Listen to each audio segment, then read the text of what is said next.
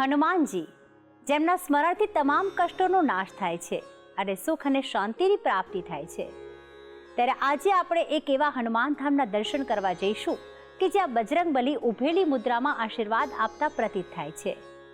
આ મંદિરની વિશેષતા એ છે કે અહીં શનિ મહારાજ અને નવગ્રહોની મૂર્તિની પણ કરાઈ છે પ્રાણ પ્રતિષ્ઠા. તો ચાલો અમદાવાદના હરિહર મારુતિ તીર્થધામના દર્શન કરી લઈએ. અમદાવાદમાં વૈષ્ણોદેવી વિસ્તારમાં શ્રી હરિહર મારુતિ તીર્થધામ મંદિરનું અનોખું સ્થાપત્ય કરવામાં આવ્યું છે. આ મંદિરની સ્થાપના વર્ષ 2006માં કરવામાં આવી હતી. કહેવાય છે કે 1985થી 87 3 વર્ષ દુષ્કાળ હતો, ત્યારે અહીં કેમ્પ કરી સેંકડો ગાયોને ઢોરને બચાવીને અહીં ઢોરવાડો બનાવવામાં આવ્યો. ત્યારે દુષ્કાળથી પ્રેરણા મળી અને તેથી અહીં મંદિરની સ્થાપના કરવાનો વિચાર માત્ર કરવામાં આવ્યો હતો. ત્યારે વર્ષો બાદ આ ભૂમિ પર શ્રી મહંત હરિહર દાસની હોવાને લઈને આ ભૂમિ પર ભવ્ય મંદિરની સ્થાપના કરવામાં આવી. 20 વર્ષથી જ્યારથી બન્યું મંદિર, જગા તો હતી જ અમારી પાસે, 35 વીઘા જગા છે, એમાં અમે હોસ્પિટલ બનાવી રહ્યા છીએ અને 35 વર્ષથી હું અહીં ગાડી આવું છું.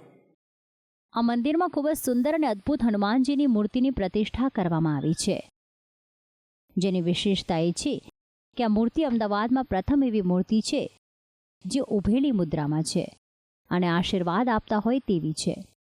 સાથે અહીં શનિદેવની પણ પ્રતિષ્ઠા કરવામાં આવી છે. તેમાં પણ વિશેષતા એ છે કે તેની સાથે નવગ્રહોની મૂર્તિની પણ પ્રતિષ્ઠા કરાઈ છે. તો આની સાથે ગણપતિની પણ પ્રતિષ્ઠા કરવામાં આવી છે. તેની સામે કાળભૈરવની પણ પ્રતિષ્ઠા કરવામાં આવી છે.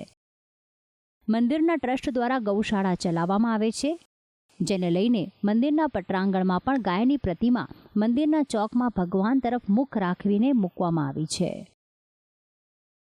1949થી હરિહર મહારાજ સંત થઈ ગયેલા ને, એ સંત ખવડાવવા પીવડાવવા અને દીન દુખિયાઓની સેવા કરતા, એટલે એમને જે આ ટ્રસ્ટ, આ જમીન લઈને ટ્રસ્ટની સ્થાપના કરી, ગૌશાળા એમને જ બંધાવેલી, એટલે એમની યાદગીરીમાં અમે હરિહર મારુતિ ધામ રાખેલું છે અને મંદિર બનાવેલું છે.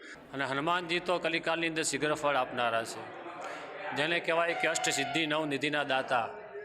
પ્લસ બાજુમાં શનિદેવનું મંદિર છે, જે શનિદેવ ઉપર પણ આસ્થા એટલી જ બધા ભક્તજનોની રહેલી છે. અહીંયા આગળ કોઈ પણ શ્રીફળ અથવા તો કોઈ પણ ભગવાનને તેલ સિંદૂર હનુમાનજીને જે ચડાવે છે, તો જેને પનોતી દોષ કોને લાગેલો હોય તો પનોતીમાંથી પણ નિવારણ મળે છે.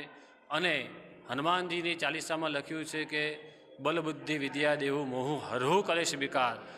અને આવા હનુમાનજી દાદા તો આપણને જેને કહેવાય કે અસ્વસ્થામાં બલિર્વાસો હનુમંસ વિભીષણ કૃપા પરશુરામસ્વ સપ્તે તે ચિરંજીવીન.